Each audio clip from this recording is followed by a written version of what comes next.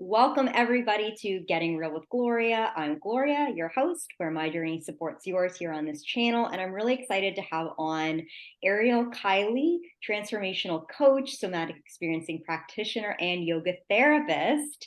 Welcome, Ariel. Really happy to have you here. Thank you for having me. It's so nice to see you here. Yeah. So Ariel and I, a little backstory, everybody. We met in, I want to say it's like 2015 for a yoga tune-up training in New York City. And I went there and worked with Ariel really intensively for about a week as we sort of were all initiated into this program, which was very much about not only yoga, but a little bit almost like physical therapy, massage meets embodiment. It was very cool. And Ariel still does practice yoga tune-up. And it was a really cool experience to meet Ariel because she has this incredibly vivacious energy about her that is honestly contagious. So anytime I've been around Ariel, whether through her workshops or in that training, I remember really feeling very much inspired and empowered. So I hope today that you walk away with that feeling as well. I know I always do when I'm with Ariel. And Ariel, I'd like to kind of talk a little bit about what brought you to being a transformational coach, somatic experiencing practitioner. Like, how did you combine all these things and how did you get here?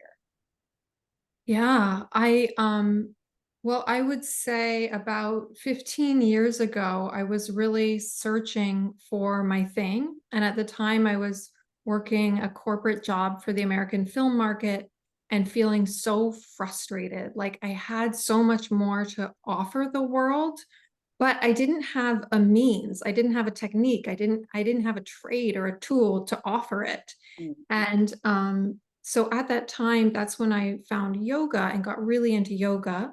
I had already been very into yoga philosophy and books and teachings about awakening. Mm. And so yoga just became the system that I could breathe, breathe through and share through and animate myself through. And so it started as being a yoga teacher and loving that, loving being in front of groups, and my classes were really taking off and my career was taking off. And then some hard things started happening in my life. I was in a car accident on the freeway here in Los Angeles. I was hit by a drunk driver, and it was, I walked away okay. I was pretty beat up, but I walked away physically okay, but I had PTSD from that and couldn't get into a car after that. And that's when I found somatic experiencing, because I went to a somatic experiencing practitioner, and I just did 3 sessions after that car accident. And so much changed in that time.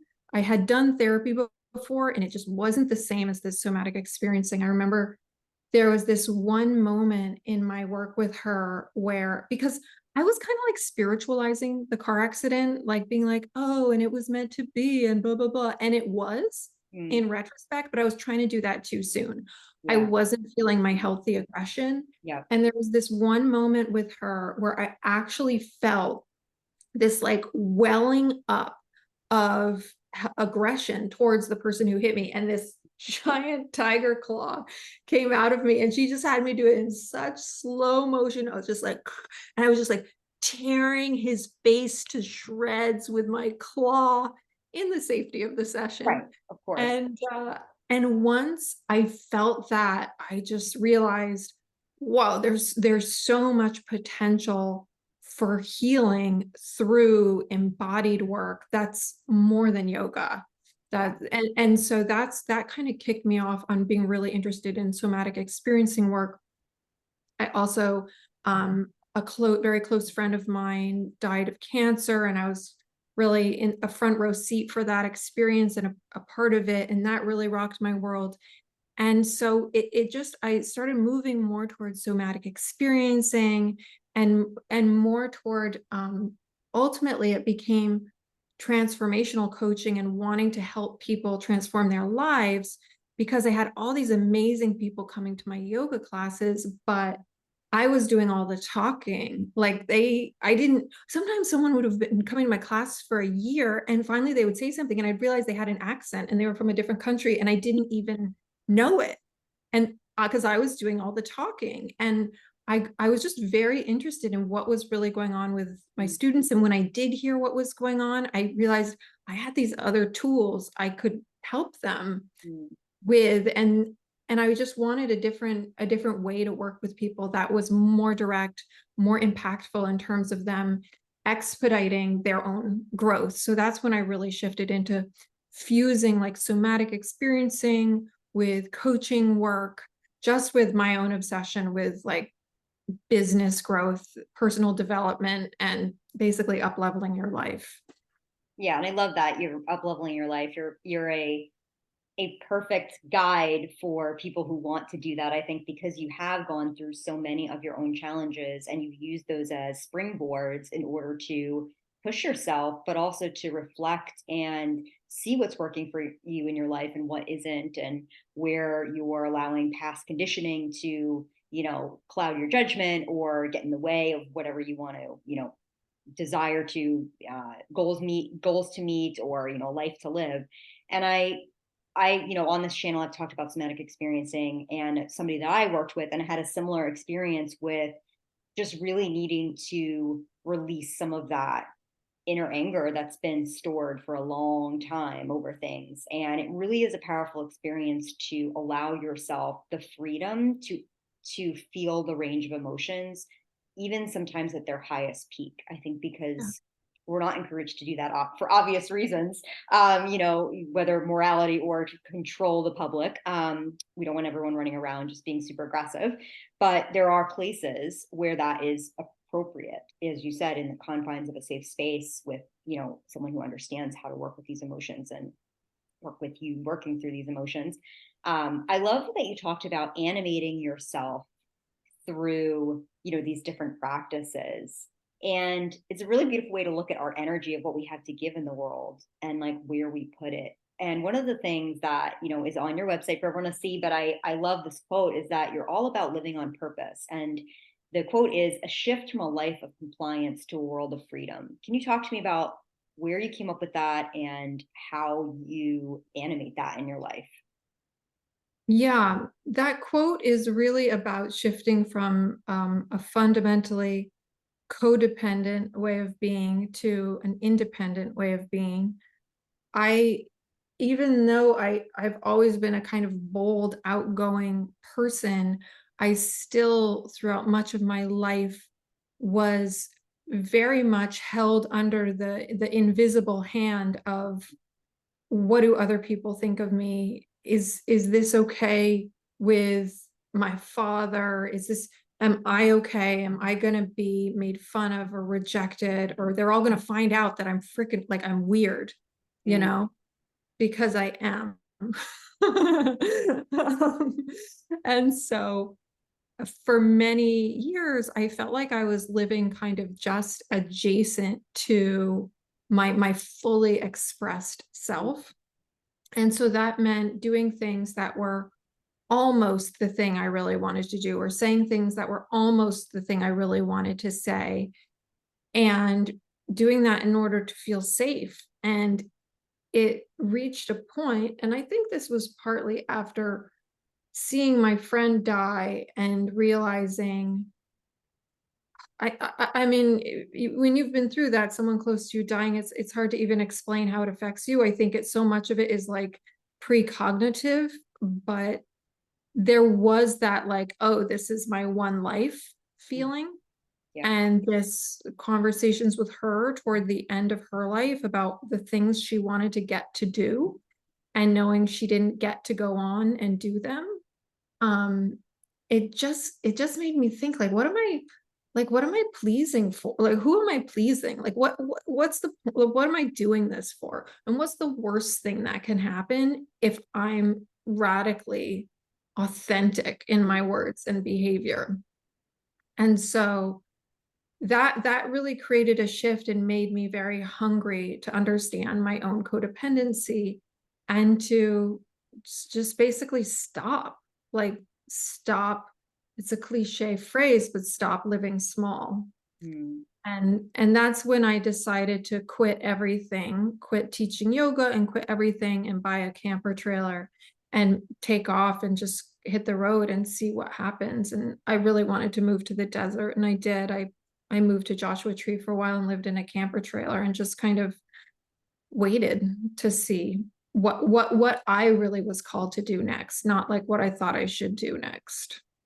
And I loved following that journey because, I was following on Instagram at that point and you were, making that known to the world, like, hey, this is what I'm doing. And right before that, you were doing a bunch of really honest conversations with yourself surrounding money and getting out of debt. And I remember being so inspired by that to actually, I ended up getting out of student loan debt the following year because I was so inspired by what you were doing.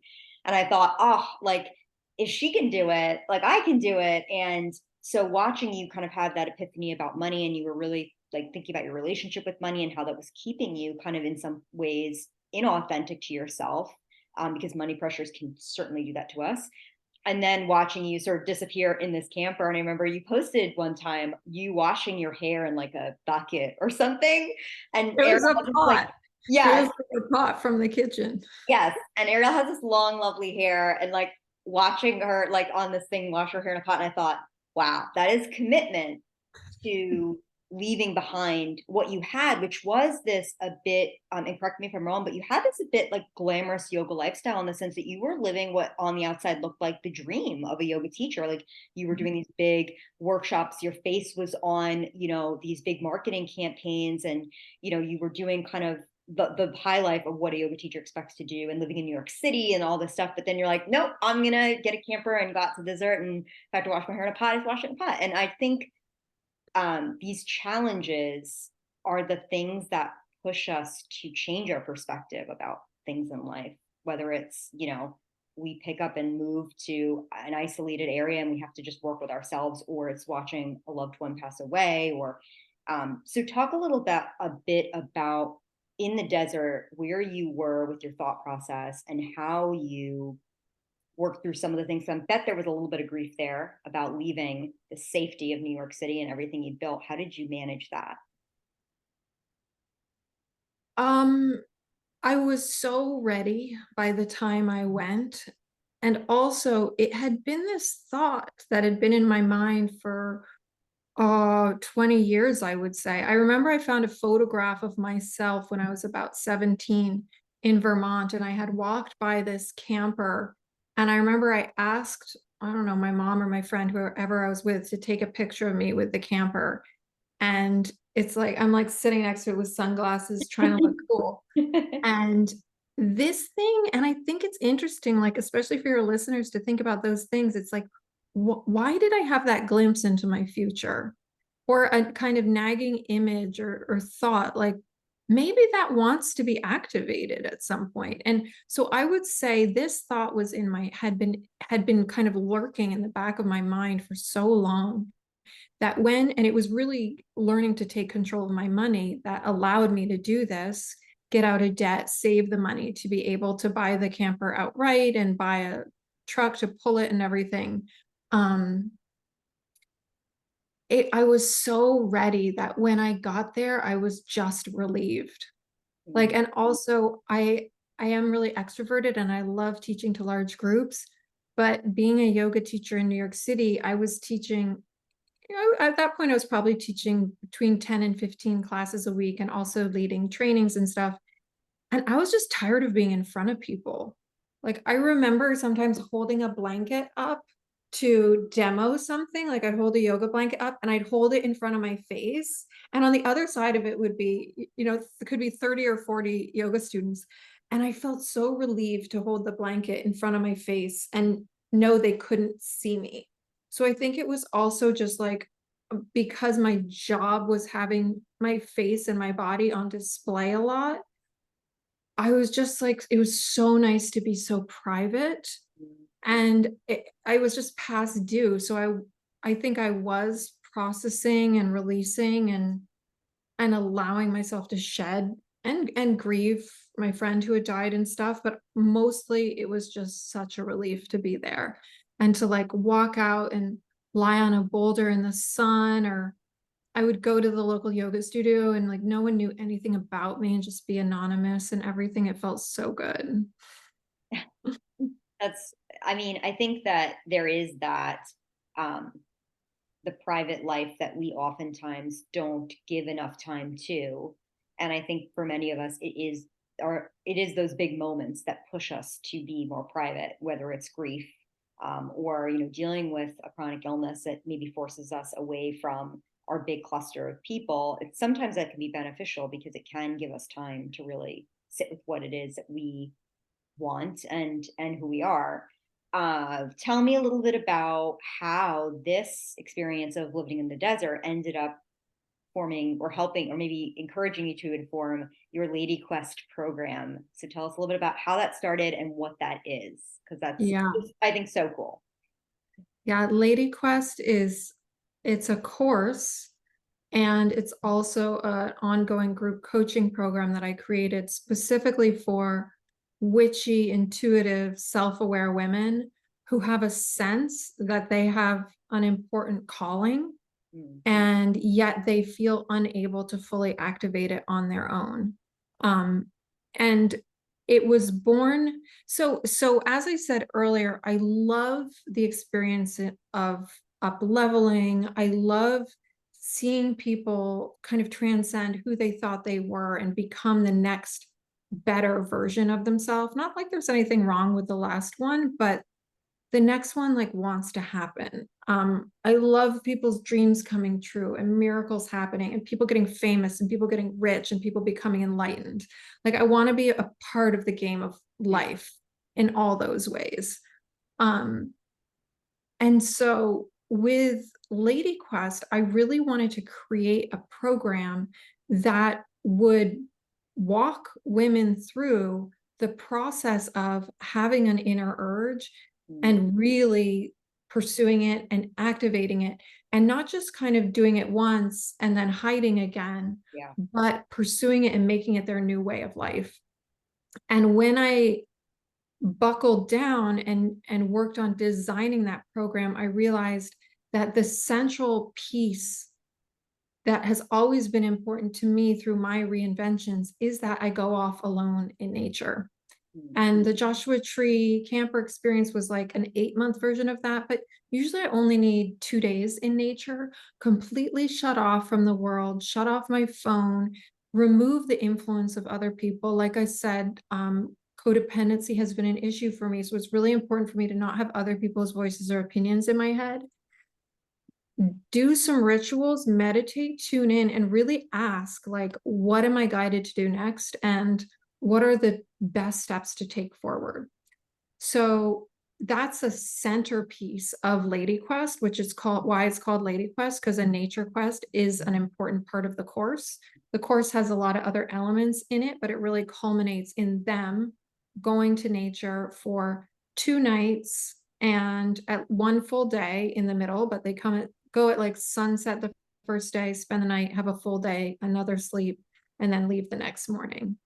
And so all the women in Lady Quest do that as part of the program and really go into like committing to that calling. And it doesn't have to be like a big and famous thing. It could be like one of my callings is the call to motherhood. And I'm at an age where that's not happening really easily. So it's a process. And so it's whatever you feel called to do. And that program is all about that. And that Nature Quest is where it all kind of galvanizes for the women in the program, and they get addicted to them. Like they naturally want to start taking them every season. Yeah, I recently traveled alone earlier in the year, and it was the first time I realized when I went to sleep that night. I was traveling to look at homes, but I was like, oh, this is the first time where I've actually been alone in another state by myself with no dog. So like I had gone to other states by myself, but I'd always have a dog, which, has that sense of protection. But this was the first time I was like, wow, I'm completely alone. And there was something a bit like magical and cathartic about that experience. While there was definitely like I felt that initial fear of like, okay, did I double lock the door? Like, did I set the alarm system? Just I'm alone in an area where I'm not that familiar. But then there was this other idea of like, I'm alone and I'm traveling alone. This is like badass for me, who's never traveled alone before and who does tend to have some like codependent tendencies as well. And it really did make me start to think differently. It was weird. It was almost like you begin to tap into a different part of your brain that you don't let run the show all that often. Yeah, yeah. And especially with women, like women are really conditioned, and it's of course Yeah. gotten better in the last couple decades, but to be attuned to what other people want and need them to do, and to be kind of designing their days and their lives around supporting the people around them. And that makes me really angry. Like, it really makes me angry. And when I see hints of that, when I have seen hints of that with the men in my life, assumptions around me adapting myself to their needs, like that tiger claw wants to come out again. And it's not productive for me to just sit in my rage about it. so so this is a really incredible way to step away, and like you said, it's you go into a different part of yourself. And it's like, this is your life. This is your one life. And your path will dip in and out of other people's lives, but it doesn't belong to anyone else. Yeah. Yeah. And the stepping out of the stream and going by yourself somewhere private really reminds you of that in a really beautiful way.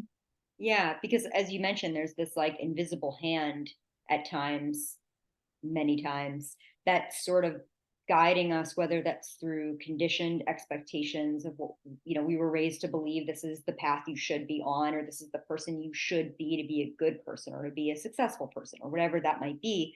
Then there's also that invisible hand that's sort of like you said, forced nurturing. And I think as women, we're naturally a little more in touch, maybe at times, with our nurturing aspects than our male counterparts. And that's not all a blanket statement, but just more of a probability statement. And sometimes what can happen, I feel like, with that nurturing aspect is we feel like that's all that makes us valuable, is to be a nurturer. And Yeah. there's so much more to us than that. And there's nothing wrong with being a nurturer. Being a nurturer is a beautiful thing.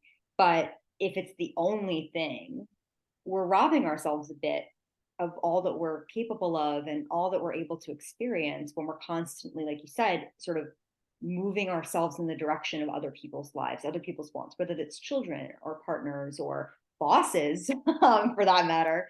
So I love this idea of reconnecting with nature as a way to reconnect with the essence of who we are and not who we are expected to be. And it's very hard to shed that skin of who we're expected to be. I'm still going through that, process.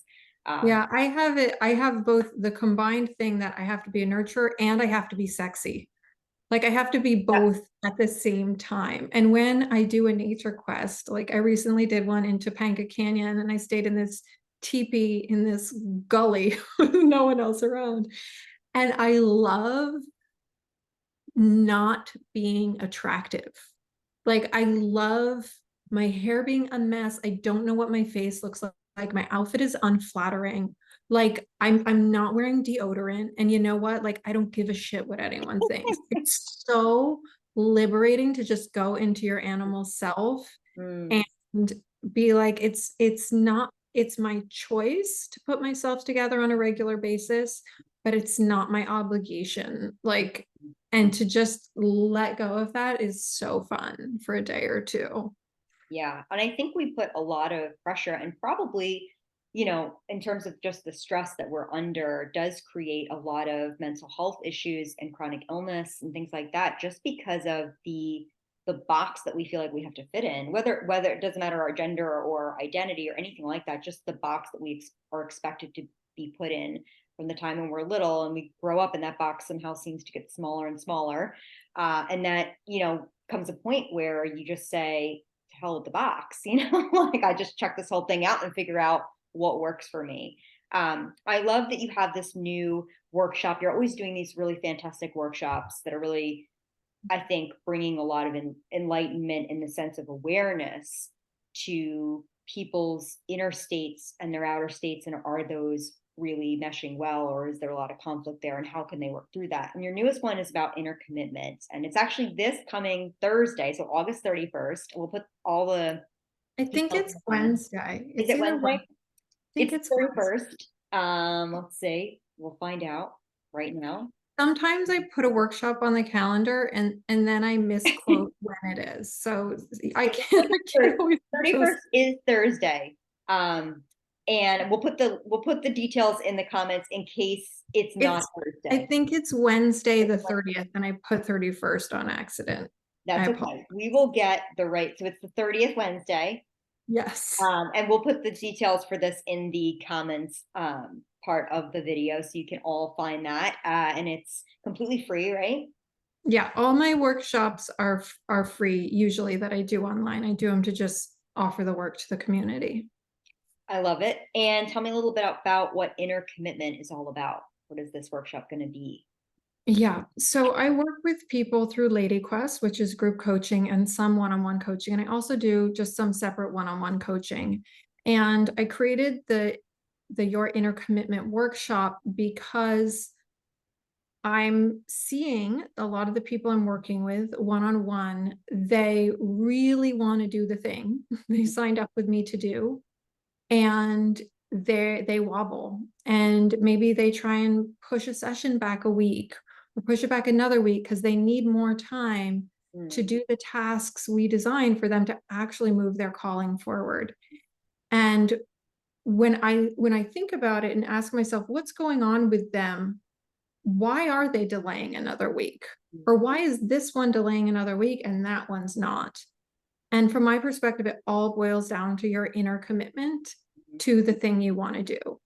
And your inner commitment is kind of scary because, like I said, I have this call to motherhood. I am not 22 anymore. And there's a possibility that this won't happen the way I want it to happen, or it can only happen a different way, or it's not going to happen. And so, me committing to my call to become a mother means I also have to feel the uncomfortable feelings that come with knowing I don't know how it's going to turn out. And so there's a part of me that would like to not quite commit to it. That would like to be like, oh, it could happen or it could not happen. But that's not actually how I feel. I feel a call to this. And when I am fully committed and choose to be fully committed, and I am fully committed to that, I am willing to do all the uncomfortable things to improve my fertility, to find the money to work with really, expensive specialists and nutritionists and stuff to do what I can do to honor this call. And that inner commitment, I feel like when you've got that, you can move mountains. When you've got that, anything is possible. So, this workshop is about you finding, like, naming the thing you really want, acknowledging why you're scared to fully commit, looking at how your life could be if you do fully commit and you give it your all, and creating that inner commitment to it. Yeah. I mean, that's a And when you have that, the work becomes so much easier. yeah. And enjoyable, right? Like we can actually have fun along the way and actually maybe gain some different perspectives or knowledge or wisdom that we weren't expecting, where even if it doesn't work out the way we thought or, doesn't work out at all, there's still something to sort of received in that commitment. Oh, yeah. Oh, yeah. And also, and I remember this from my getting out of debt journey because I was really focused and I was working harder and doing a lot of things that weren't as fun to get out of debt, but it was so exciting to think about being out of debt and having control of my money that I was willing to not go to the restaurants I used to go to. I was willing to work 7 days a week some days because I was like, heck yeah. Like I was proud of myself. And I think too, we have this idea that things need to be fun and pleasurable and inspired to feel good. But it actually feels really good to work hard and do things that are uncomfortable and show up for yourself and go to bed at night being like, whoa, I left it all on the dance floor today. I love that analogy. Yeah. Yeah, and our intrinsic motivation system, so our inner motivation system, is actually scientifically more powerful than any kind of extrinsic or outside motivation system. So when we are tapping into that, and it doesn't necessarily have to be that we're giving ourselves like, I don't know, a spa day because we did this thing. It doesn't necessarily have to involve what we call reward, but when we actually just feel a sense of pride, even in what we're doing, or a sense of, wow, I'm resilient. I remember for me, like a lot of my journey, I felt so intrinsically motivated by resiliency. Every time I saw that in myself, I was like, yeah, that's awesome. Like I can Yeah. keep going now just because of that. So I mean, actually, like Navy SEALs and stuff like that who go through the intensive training, the ones who make it through to be Navy SEALs have intense intrinsic motivation. And that's what gets them through, not an external motivator, because they're put through states where there is no external motivation. So they are working within their own confines, with their own inner commitment, and that's what's pushing them along. I also love that the brain is really smart in protecting us, right? So it does create things, and I think you just made a post about this recently, about the things your mind will say to you that are not necessarily true about why you shouldn't start. You're not ready, you need to read more books, you need to do it when it's more convenient. Oh, the kids are in school right now and it's not a good time, whatever it might be. Oh, we need to nurture someone else and not nurture ourselves. And so because our brain is looking for survival first, if it perceives that the thing you're trying to do could in any way jeopardize anything, and that's not necessarily a valid statement, but it just thinks it will do what it needs to prevent that. So you need to sort of have like these default mechanisms in you to question whether or not is this true, right? Or is it Is this true is the best question. When you have a thought that's like, I can't, I shouldn't, just asking, is it true? where's Is it it coming from? true? Yep, where is this coming from? Is this from me? Is this from a conditioned pattern? Is this from society telling me this? Is this from something where I did this thing once and this didn't go well, and I'm using that as a metric for all things? You Yeah. know, Did you watch the Taylor Swift documentary? I didn't. I'm not a Swiftie, but I Oh, do I admire was her. I wasn't a Swiftie, and I've never like downloaded her music, but I watched this documentary and there's this moment in it where she's deciding to speak out politically against one of the Senate candidates in the state of Tennessee, where she's from, who is, wanting to forward these policies that are against women, against gay people, like just really bad policies. And Taylor Swift is making the choice to speak out in a way that she knows she could be publicly crucified, because she's supposed to be this good little girl country singer who doesn't talk about politics. And like, in it is the moment with her dad in the room saying, don't do it. I don't think you should do it. It's not safe. Don't do it. And her being like, I'm not asking for your permission. I'm asking for your forgiveness because I'm going to do this, which makes me cry. And she's like late 20s when she's doing that. And she's on the world stage, and and there's something in her that's like, the danger of doing this, and it is real danger for her. She could get threatened, like, Yeah. is worth the risk versus being silent. Yeah. And I think asking each of us asking those hard questions to ourselves when we have that choice point of doing something that's true to ourselves Yeah. versus staying quiet and being like, that, like, you have to ask yourself, is it worth the risk? What could Yeah. happen? And there always is a little bit of a risk. Sure. Like Loving when someone's risk, when I've right? said things that are bold, sometimes people lash out or whatever. And it's like, you measure it and you're like, yeah, it's worth the risk because, like, I'm alive. Let's do this. Yeah, and if we're not going to play a little bit, if we're not going to get our hands dirty, like what's the point?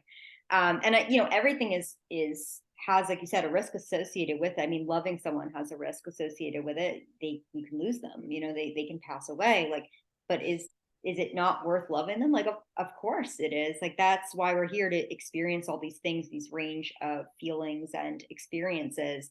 And what's also interesting about the brain is it's actually a pretty poor forecaster of what's going to happen. So Yeah. scientifically, like it can basically, it's like a computer. It takes all the information, all the data, things that have happened to us, and basically goes, okay, so based on this past data I have, I'm going to make assumptions about how this will go.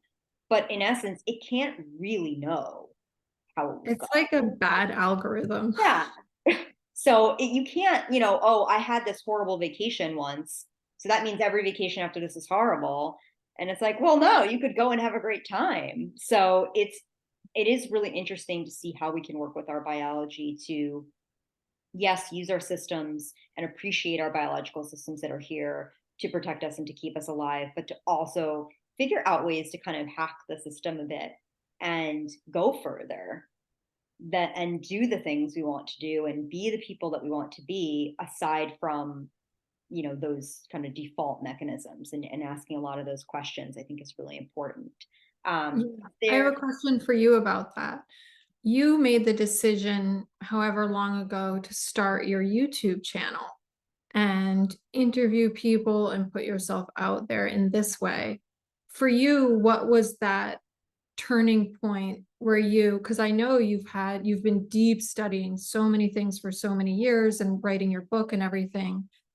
What was it for you that made you overcome maybe any resistance or fear around stepping out on this other level?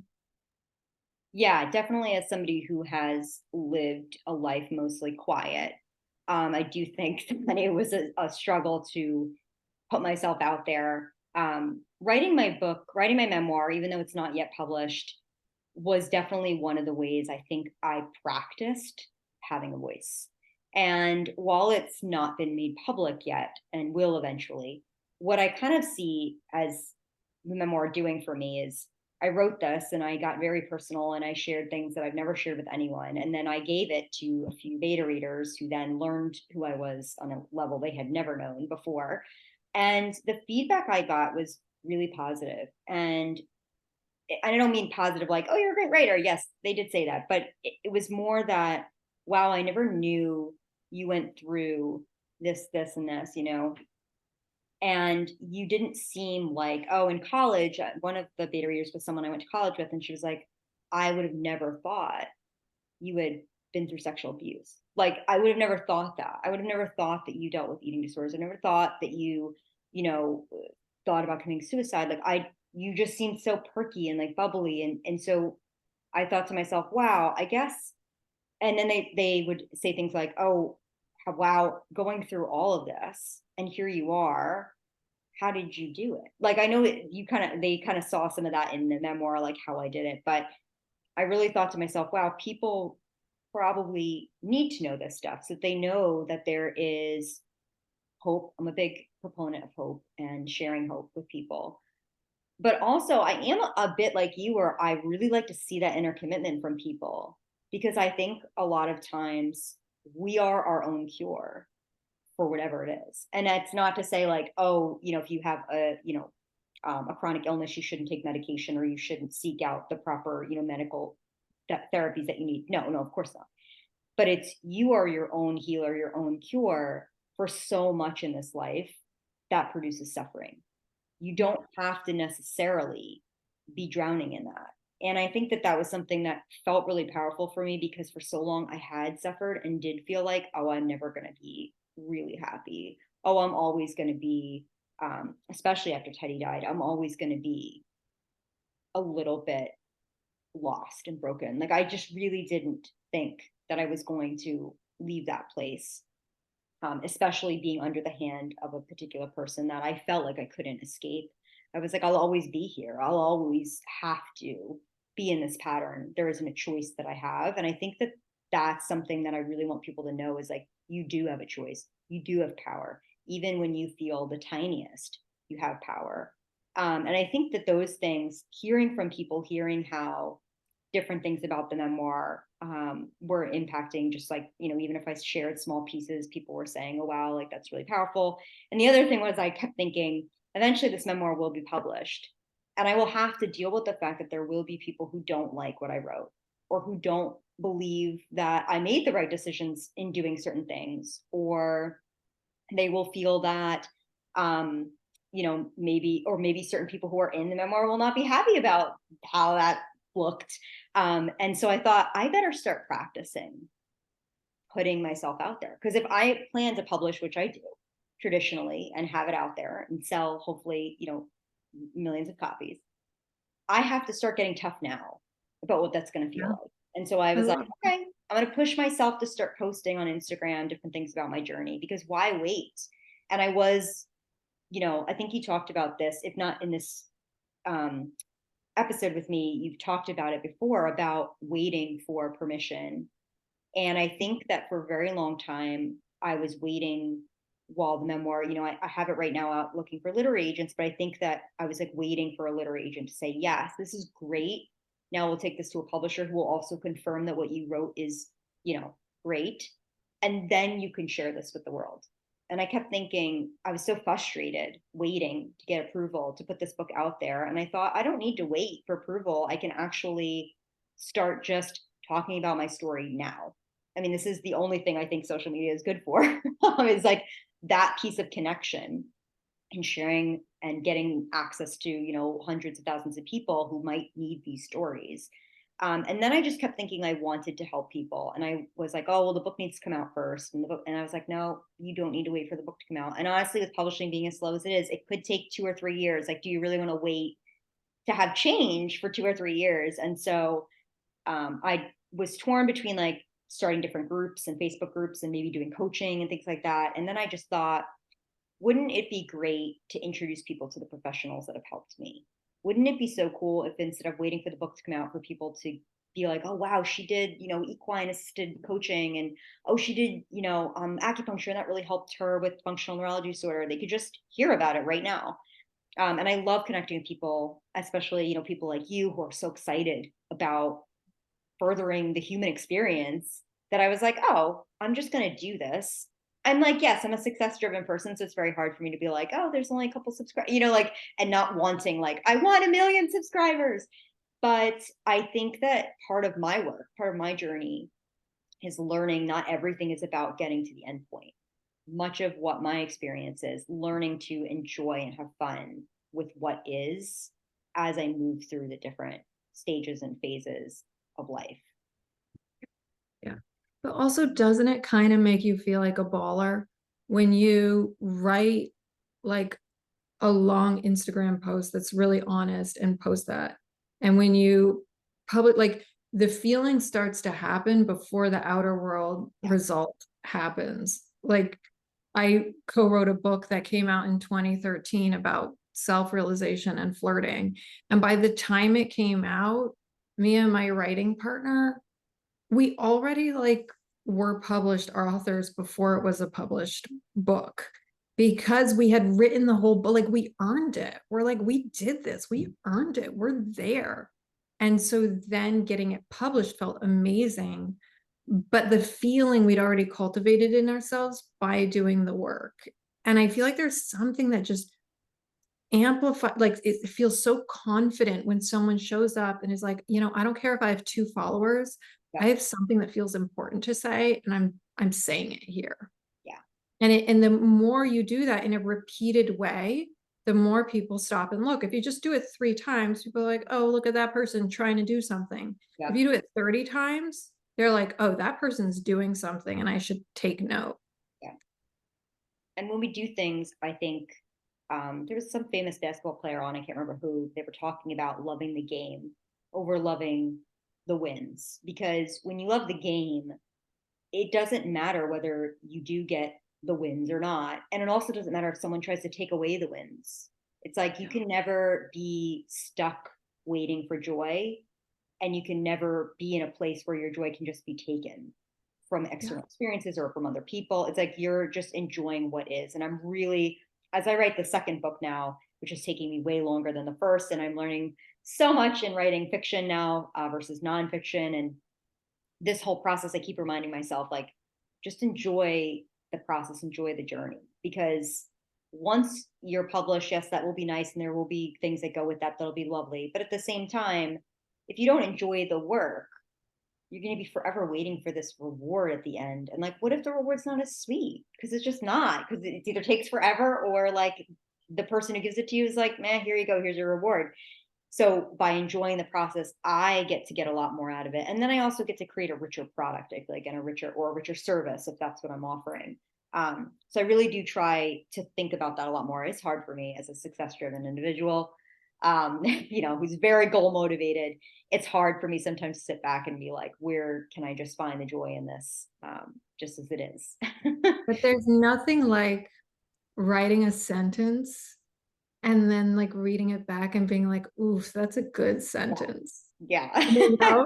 Like Like, I don't need anyone else to be there for me to, when I write my newsletters, I write them and then with different drafts, I send them to myself on my phone and open them up and read them as if I'm not myself, as if I'm That's smart. discovering them to just see what needs editing. And sometimes I come across a sentence and I'm just like, ooh, it's so good. I don't need anyone else. I just need me and myself. And letting yourself really celebrate and relish Mhm. your own creations in process, I think is so money too. Like it might not be money in the bank, but it's money. It is. It is. You're cultivating also, I think that inner commitment to your own work, your own creativity, and that is so much more powerful than any goal somebody else is going to set for you in terms of deadlines or the, numbers or things like that. Like that to me is really powerful. And I love the human experience that we get out of that too, because like for me, when I post, one of the reasons I'm even still on social media is because I'll get a message from someone that says, wow, and maybe it's one message and I got one like on the post and like my ego goes, oh, it wasn't very good. But then I get this message that's like, I needed to hear that today. That really, resonated with me. Oh, I'm going through this struggle. And like, because you said that now I don't feel alone. And I thought, oh, if I can even just help one person not feel alone, which is a big reason I started the channel, that's it for me. Like I need that to be enough for me. It should be enough for me in the sense that not that I like to put shoulds on myself, but it being human, that should be enough for me. Like the success is great and all that stuff, but the human connection is really where I feel like we get a chance, whether it's that connection within ourselves or with others, that's where we really get a chance to feel like what life is all about. Yeah. Well, it has been amazing to talk with you and to learn just all about the awesome programs that you have going on and the workshop that's happening this coming week, this Wednesday. It is Wednesday, the 30th. It's Wednesday the 30th, and we'll put all those details in the comments. Thank you so much, Ariel. Really appreciate that. And everybody else, I hope you're having a great rest of your week. And we'll see you back here soon at Getting Real with Gloria. Bye, everybody. Thanks for having me, Gloria.